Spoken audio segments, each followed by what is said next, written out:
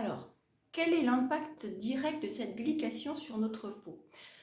La peau est constituée de protéines. On l'a vu, les protéines sont présentes partout.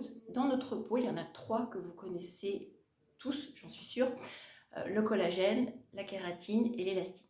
Ces 3 protéines vont être soumises à la glycation à différentes couches de notre peau. La peau, elle se compose de 3 couches, hypoderme, derme, épiderme. Au niveau de l'hypoderme, la glycation va freiner l'apport d'éléments, de nutriments essentiels à la bonne vitalité de notre peau.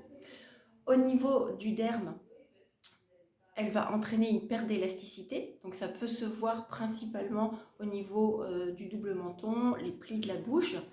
Et au niveau de l'épiderme, on va avoir une rigidification. Alors ce sont les rides qui vont apparaître et également entraîner une baisse du taux d'hydratation de notre peau. Ce process de glycation va avoir un impact direct sur l'accélération du vieillissement.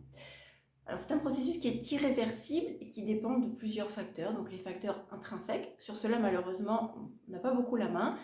C'est le temps qui passe, la génétique et puis certaines pathologies comme par exemple le diabète.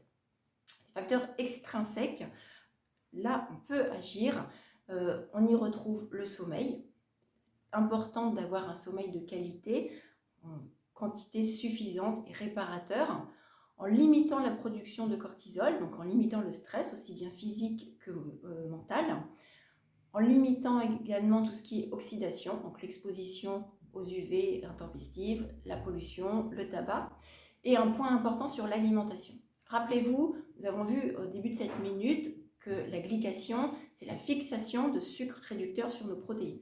Donc c'est important de veiller à avoir une alimentation équilibrée, pas trop riche en sucre, en privilégiant les aliments plutôt à index glycémique bas, et puis surtout en veillant au mode de cuisson qu'on va utiliser. On va éviter tout ce qui est frit, tout ce qui est grillé, tout ce qui est cuit à haute température très vite.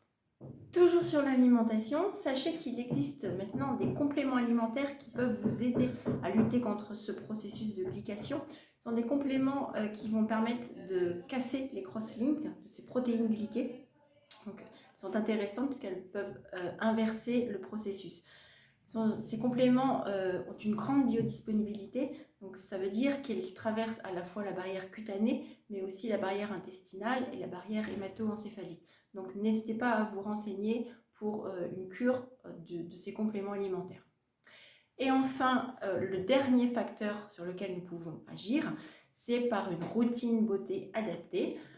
Une routine adaptée à vos besoins en fonction de votre âge. Choisir les bons actifs, anti-âge, antioxydants, hydratants. Pour cela, n'hésitez pas à venir nous rencontrer au Centre Médical Miel et je vous invite également à poser toutes les questions sous cette Minute Cosméto. Je vous retrouve avec plaisir pour une prochaine Minute Cosméto très bientôt. Nous parlerons de l'arrivée du printemps. Merci, à bientôt.